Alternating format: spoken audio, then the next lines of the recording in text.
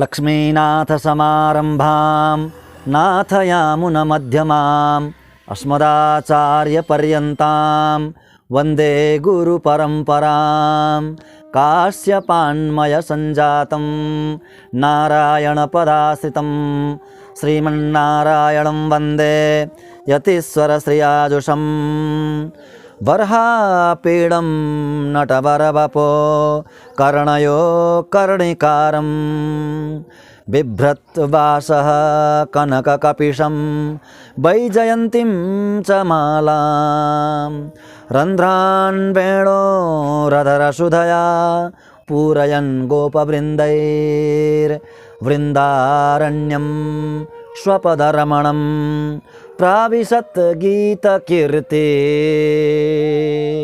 ॐ सहना भवतु सहनौ भुनक्तु सह वीर्यङ्करवावहै तेजस्विनामधीतमस्तु मा विद्विषावहै। ॐ शान्ति शान्ति शान्तिः। हरिः ॐ।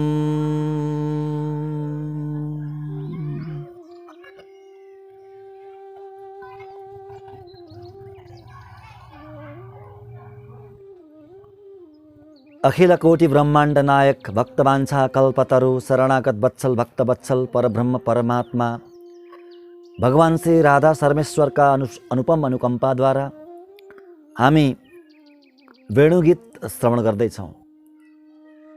ब्रजका अत्यन्त मधुर लीलाहरूको आस्वादन गर्दैछौँ। भगवानका लीलाहरू अत्यन्तै मधुर हुन्छन्। भगवत चर्चा भगवत गुणानुवाद अति नै मधुर हुन्छ। भगवानका कथाहरू अत्यधिक मधुर हुन्छन् किनभने भगवान अत्यधिक मधुर हुनुहुन्छ। त्यसैले भगवान सर्वाधिक मधुर भएको हुनाले मधुर भनेको मिठो, सर्वाधिक मिठो, त्यहाँभन्दा अर्को स्वादिष्ट वस्तु केही पनि छैन, केही नै छैन। अति नै स्वादिष्ट वस्तु हुनुहुन्छ भगवान। त्यस्तो स्वादिष्ट वस्तुका कथा चर्चाहरू पनि अत्यन्त स्वादिष्ट नै हुन्छन्, मधुर हुन्छन्। त्यसमा पनि ब्रजका लीला, भगवानले विभिन्न अवतार लिनुहुन्छ। असङ्ख्य अवतार छन् भगवानका र असङ्ख्य लीलाहरू गर्नुहुन्छ भगवानले। ती अवतार लीलाहरूमध्ये ब्रजमा जो भगवान कृष्ण रूपले आउनुभयो, नन्दनन्दन बनेर जो आउनुभयो, त्यो रूप र ब्रजको लीला अत्यन्तै अतुलनीय, विलक्षण, सबैभन्दा विलक्षण, सबै लीलाभन्दा विलक्षण लीला ब्रजका लीला अति नै मधुर। यस्तो यस्तो वेश बनाउनु भगवानले, यस्तो यस्तो रूप प्रदर्शन गर्नुभयो भगवानले जगतलाई मोहित गराउनको लागि, मोहित गराएर आफ्नो बनाउनको लागि। बस भगवानको लक्ष्य त्यही नै हो। जसरी पनि चेतनलाई आफ्नो काखमा राख्ने, जसरी पनि हराएका, आफूबाट बिछोडिएका, आफूबाट टाढा गएका सन्तानलाई आफ्नो काखमा राख्ने, त्यही नै हुन्छ ध्येय भगवानको। त्यसैको लागि नित्य निरन्तर भगवानले चिन्तन गरिरहनुहुन्छ, चेष्टा गरिरहनुहुन्छ। अनादिकालदेखि चेतनहरूलाई, आत्माहरूलाई भगवानले खोजिरहनु भएको छ, खोजिरहनु भएको छ। अवतार पनि त्यही खोज्नका लागि आउनु भएको। त्यसमा पनि जो कृष्ण अवतार,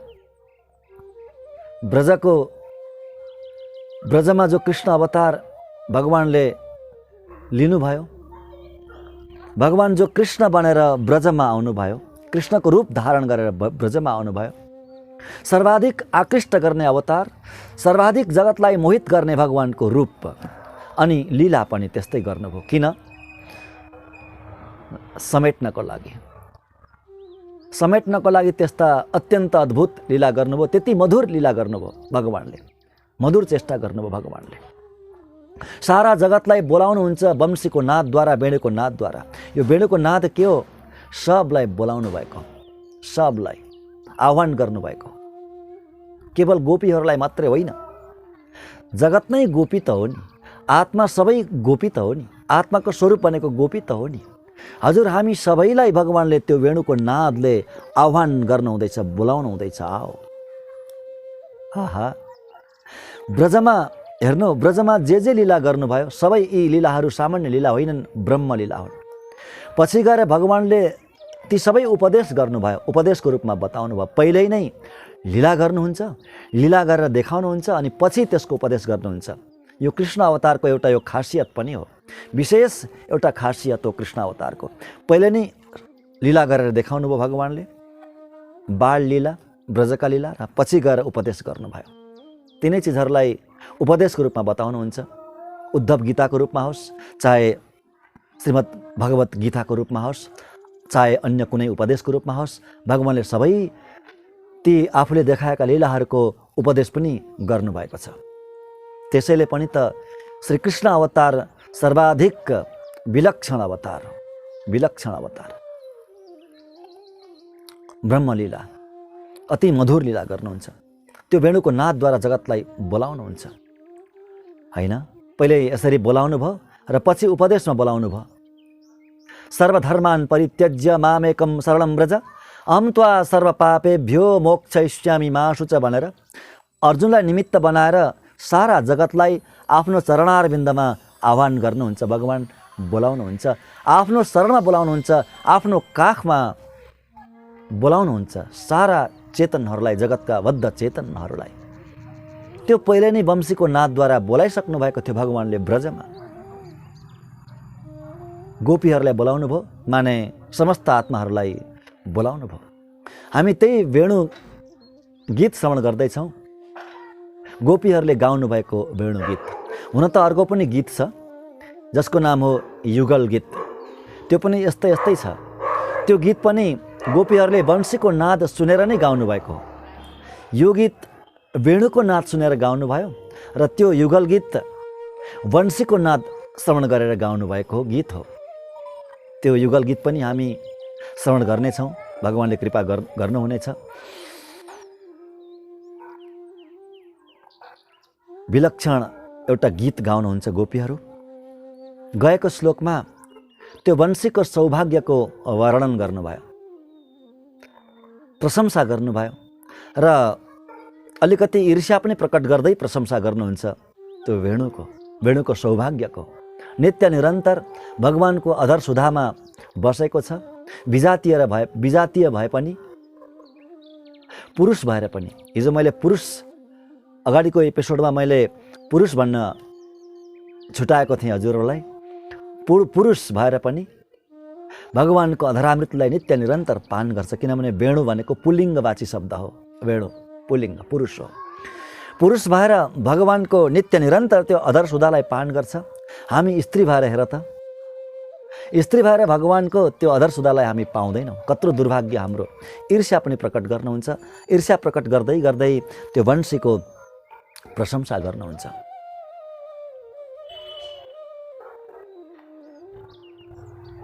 होइन? अनि ती वृक्षहरूको पनि प्रशंसा गर्नुहुन्छ। यी वृक्षहरू पनि कति धन्य छन्, गौरव महसुस गर्छन् आफूलाई। आफ्नो सन्तानमा यस्तो वेणु जन्मियो हो, आफ्नो सन्तानको त्यो भाग्य देखेर अत्यन्तै आनन्दका अश्रु बगाउँछन् भनेर ती बाँसका वृक्षहरूको पनि प्रशंसा गर्नुभयो गएको श्लोकमा। अब आउने श्लोकमा वृन्दावनको ब्रजभूमिको प्रशंसा गर्नुहुन्छ, चर्चा गर्नुहुन्छ। कुनै एक गोपी के भन्नुहुन्छ?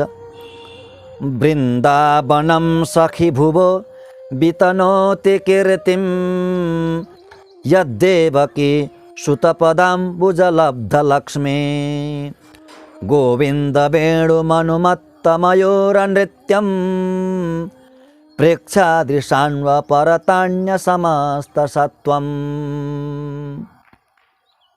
सखी, कुनै एक गोपीले सम्बोधन गर्दै भन्नुहुन्छ सखीहरूलाई, हे सखी, पृथ्वीमा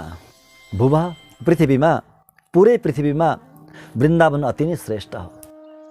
सबैभन्दा श्रेष्ठ भूमि हो वृन्दावन। विश्वमा, पृथ्वीमा वृन्दावनम सखी भुवो वितनौति कीर्तिम। के गरेको छ वृन्दावनले, ब्रजले? आफ्नो कीर्तिलाई, आफ्नो यशलाई विस्तार गरेको छ, अथवा पृथ्वीको यशलाई विस्तार गरेको छ ब्रजले। पृथ्वी धन्य किन? ब्रज भएकोले गर्दा। पृथ्वीमा ब्रज भएकोले गर्दा नै पृथ्वी धन्य छिन्। पृथ्वीको यश र कीर्ति बढाउनु हुँदैछ ब्रज भूमिले। ज्ञानीहरू रसिकहरू त यस्तो पनि अनुभव गर्नुहुन्छ, प्रलय कालमा पनि ब्रज नाश हुँदैन अरे, ब्रजभूमि रहिरहन्छ। त्यो वृन्दावन, त्यो ब्रजभूमि भगवानको प्राइभेट भूमि हो, भगवानको क्रीडा भूमि हो, नितान्तर त्यो भगवानको व्यक्तिगत त्यो भूमि हो। त्यसैले प्रलयमा अरू सबै नाश भए पनि, अरू सबै लय भए पनि ब्रजभूमि रहिरहन्छ, जस्ताको तस्तै रहिरहन्छ। त्यस्तो अनुभव गर्नुहुन्छ ज्ञानी रसिक भक्तहरू। वृन्दावनम सखी भुवो बितनोति कीर्तिम, कीर्तिलाई वृन्दावनले पृथ्वीको कीर्तिलाई बितनोति विस्तार गर्नुहुन्छ, बढाइदिनुहुन्छ। किन? यद्देवकी सुतपदाम बुजलब्ध लक्ष्मी, किन भन्दा यो ब्रजभूमिले देवकी सुत भनेको देवकी पुत्र, देवकी नन्दन अथवा यशोदा नन्दन, देवकी नन्दन अथवा यशोदा नन्दन, यशोदा नन्दन भगवानले आफ्नो चरणले अलङ्कृत गराउनु हुँदैछ, अलङ्कृत गराउनु भएको छ यो भूमिलाई, अङ्कित गराउनु भएको छ यो भूमिलाई है। भगवानको चरणले अङ्कित भएको ब्रजभूमि, त्यसैले त त्यो अत्यन्तै विलक्षण भूमि हो। जसरी त्यो नोट अथवा पैसा किन सबैतिर चल्छ? सबैतिर पैसाको यश हुन्छ, पैसाको कीर्ति हुन्छ, सबैले गौरवले हेर्छन् पैसालाई, नोटलाई। किन? त्यहाँ मुद्रा अङ्कित हुन्छ। मुद्रा कस्तो मुद्रा? राजमुद्रा, त्यो देशको राष्ट्रिय मुद्रा त्यहाँ अङ्कित हुन्छ, त्यसैले त्यसको कीर्ति हुन्छ। त्यो नोट सबैतिर चल्छ, सबैले स्वीकार्छन्, त्यसलाई पाउन सबैले चेष्टा गर्छन्, सबैले परिश्रम गर्छन्, मेहनत गर्छन्। त्यस्तै यो ब्रज पनि भगवानको चरणको चिन्हले अङ्कित भएको छ। ध्वजा, वज्र, अङ्कुश, कमल आदि आदि चिन्हले चिन्हित यो ब्रजभूमि हो। भगवानका चरणका यी चिन्हहरूले चिन्हित यो ब्रजभूमि हो। त्यसैले हे गोपी, हे सखी, किनभने भगवानले गाईको पछि पछि खाली घोडा विचरण गर्नुभयो, खाली चरण पृथ्वीमा विन्यास गर्नुभयो, राख्नुभयो, जुत्ता चप्पल केही पनि लगाउनु भएन भगवानले गाईको पछि पछि। वृन्दावनमा कुनै रसिक भक्तले भन्ने गर्नुहुन्थ्यो, ज्ञानीले भन्ने गर्नुहुन्थ्यो, गाई चराउने बेला भयो, गाई चराउनको लागि अनुमति दिनुभयो माने गोपहरूले, अभिभावकहरूले भगवानलाई, भगवान र बलरामलाई। पहिला त वत्सपाल हुनुहुन्थ्यो, बाछो चराउनुहुन्थ्यो, अब गोपाल भन्नुभयो, गाई चराउने भन्नुभयो। अब गाई चराउन लाग्नुभयो गोपाष्टमीको दिन।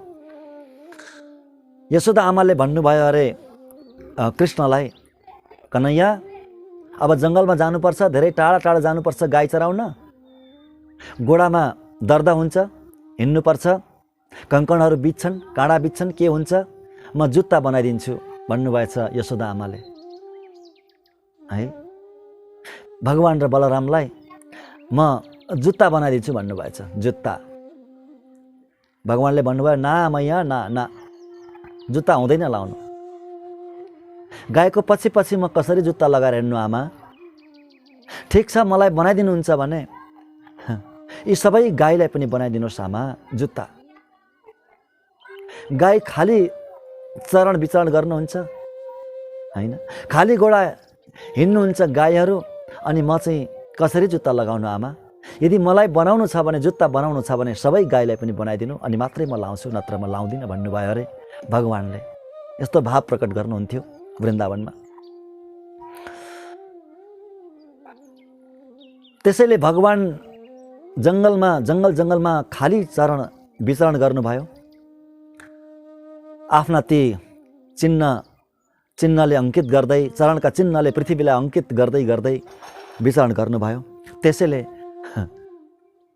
वृन्दावनको महिमा त्यस्तो अपार। त्यही भन्नुहुन्छ यी सखी, वृन्दावनले पृथ्वीको ठुलो कीर्ति यसलाई फैलाएको छ। अहिले भगवान आफ्नो चरणारविन्दले अंकित गर्नुभएको छ यो भूमिलाई। त्यसैले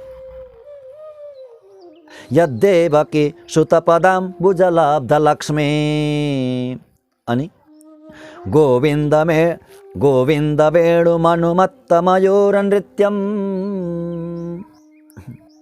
गोविन्द भगवानले वेणु बजाउनुहुन्छ, वेणुको नाद छेड्दिनुहुन्छ गोविन्द भगवानले। त्यसको ध्वनि सुनेर, अनु भनेको सुनेर, सुनिसकेर, सुनेर मत्त मयूर नृत्यम, मयूरहरू तुरन्तै नृत्य गर्न थाल्छन्। भगवानको वेणुको नाच सुनेर मयूर नाच्न थाल्छन्। किन नाचेका मयूरहरू? अत्यन्तै आह्लादित भएर, अत्यन्तै आनन्दित भएर मयूर आकाश गर्जिँदा नाच्छन्। हेर्नु, पानी पर्नलाई आकाशमा बादल, कालो बादल लागेर जब मेघ गर्जिन्छ, बादल गर्जिन्छ, तब यति प्रसन्न हुन्छ त्यो मयूर कि मयूर नाच्छ। हेर्नु, तर आज वेणुको नाच सुनेर त्यो मेघको गर्जनको आवाजलाई पनि भुल्यो। त्योभन्दा अति नै, अतिशय अति नै हजारौँ लाखौँ करोडौँ गुणा दिव्य त्यो ध्वनि सुनेर अत्यन्तै प्रसन्न भएर नृत्य गर्छन् मयूरहरू। मत्त मयूर नृत्यम, मत्त भएर, उन्मत्त भएर त्यो ध्वनिले, त्यो नादले। आज कस्तो खालको मेघ गर्ज्यो, यो विचित्र मेघ गर्ज्यो, कस्तो आवाज, विचित्रको मेघ गर्जन भयो भन्ने ठानेर मयूरहरू नृत्य गर्नुहुन्छ। मत्त मयूर नृत्यम। त्यस पछाडि प्रेक्षादृशान्व परतान्य समस्त सत्वम। प्रेक्ष हेरेर, कसले हेरेर हेर्नुहुन्छ, कसले हेर्नुहुन्छ? अदृशानुषु, अदृशानुषु भनेको, अद्रि भनेको पर्वत, पर्वतको टाकुरामा, पर्वतको चोटीमा, गोवर्धन पर्वतको चोटीमा बस्ने, त्यहाँ निवास बनाउने, अपरत त्यहाँ निवास बनाएर बस्ने मयूरदेखि अन्य अरू पक्षीहरू पनि, अन्य समस्त सत्वम, अरू समस्त जति पनि सत्वम भनेको प्राणीहरू छन्, चराहरू, पशु पक्षी हैन, जति पनि छन् ती सबै नृत्य गर्छन्, निहाल हुन्छन् ती सबै प्राणीहरू। प्रेक्ष देखेर, भगवानलाई देखेर, भगवानलाई वंशी बजाउँदै गरेको त्यो देखेर उनीहरू त देख्छन् नि। भगवान जङ्गलमा जानुभएको छ गाई चराउन, त्यहाँ गएर वंशी बजाउनु हुँदैछ, ती प्राणीहरूले सबैले देख्छन्। गोवर्धन पर्वतको तलेटीमा जानुहुन्छ गाई चराउन, त्यहाँ वंशी बजाउनुहुन्छ, त्यहाँका सबै प्राणीहरूले भगवानलाई देख्छन्। हामी जस्ता अभागा थोडी हुन् तिनीहरू, गोपी हो, हामी पो देख्न पाउँदैनौँ त। देखेर हेरेर यति आह्लादित हुन्छन्, यति आनन्दित हुन्छन्, तिनीहरू पनि नृत्य गर्छन्, तिनीहरू पनि नाच्छन्, उन्मत्त हुन्छन्, मदमत्त हुन्छन् तिनीहरू पनि। प्रेक्षादृशान् व परतान्य समस्त सत्वम, अन्य समस्त सत्वम, अरू सबै प्राणीहरू। पहिला मयूरको कुरा गर्नुभयो, मयूरलाई छोडेर अरू जति छन् तिनीहरू पनि त्यसरी नै उन्मत्त भएर नृत्य गर्छन्। हे गोपी हो भनेर यसरी वृन्दावनको महिमा गाउनुभयो यी एक गोपीले। वृन्दावनको महिमा यहाँ के भाव प्रकट गर्नुहुन्छ व्याख्याकारले भने, अगाडिको श्लोकहरू सुनेर राधा पनि साथमै हुनुहुन्छ, ती गोपीहरूको गोष्ठीमै हुनुहुन्छ। राधा प्रधान नायकी हुनुहुन्छ, प्रधान नायिका हुनुहुन्छ। अति नै खिन्न हुनुभयो, अति नै उदास हुनुभयो यो अगाडिका गीतलाई सुनेर। अब यसमा सान्त्वना, यो श्लोकले सान्त्वना दिनुहुन्छ यी एक गोपीले, सान्त्वना यो गाएर सान्त्वना दिनुहुन्छ। हे राधिका, हे राधिके, चिन्ता नगर, यो वृन्दावन वैकुण्ठ भन्दा पनि अत्यन्तै महिमाशाली बनेको छ। यसको महिमा वैकुण्ठसम्म फैलिएको छ। यसको कीर्ति, यसको यश वैकुण्ठभन्दा कम होइन, वैकुण्ठभन्दा अधिक छ, अधिक। किनभने वैकुण्ठमा यसरी भगवान्ले यसरी बन्सी बजाउनुहुन्न, कहिले पनि बजाउनुहुन्न बन्सी। यसरी गाई चराउँदै खाली खाली घोडा जङ्गलमा विचरण गर्नुहुन्न वैकुण्ठमा। त्यहाँ त ऐश्वर्यले राजाधिराज बनेर बस्नुहुन्छ। त्यसैले वैकुण्ठभन्दा कता हो कता, कता हो कता, कैयौँ गुणा दिव्य बनेको छ, अलौकिक बनेको छ आज वृन्दावन। त्यो वृन्दावन हाम्रो त हो नि हे राधिके, हाम्रो भूमि होइन वृन्दावन हे राधिके, तपाईँको भूमि हो यो वृन्दावन, तपाईँको हो। तपाईँ हुनुहुन्छ यहाँ। जति जे भए पनि, जति जे गरे पनि, भगवान्ले जति जे गरे पनि वृन्दावनकी अधिष्ठात्री देवी भनेको त हजुर नै हो नि त राधिके। त्यस्तो हजुरको भूमिलाई भगवान्ले त्यस्तो बनाउनु हुँदैछ, वैकुण्ठभन्दा पनि श्रेष्ठ बनाउनु हुँदैछ। चिन्ता नगर्नु भनेर यसरी यो श्लोकले राधिकालाई सान्त्वना दिनुभयो। यी गोपीले यसरी गान गर्नुभयो। र अगाडि पनि धेरै श्लोकहरू छन्। हामी ती श्लोकहरूको आनन्द लिँदै जानेछौँ, आस्वादन गर्दै जानेछौँ भन्दै आजको प्रसङ्गलाई यहीँ विराम दिउँ। हजुरहरूले यो च्यानललाई सब्सक्राइब गर्न बिर्सनुहुन्न भन्ने पूर्ण आशा छ। जसले गर्नुभएको छैन उहाँहरूले र अरूद्वारा पनि गराउनुहुन्छ भन्ने पूर्ण आशा गर्दै आजको प्रसङ्गलाई यहीँ विराम दिउँ। जय श्रीमन्नारायण।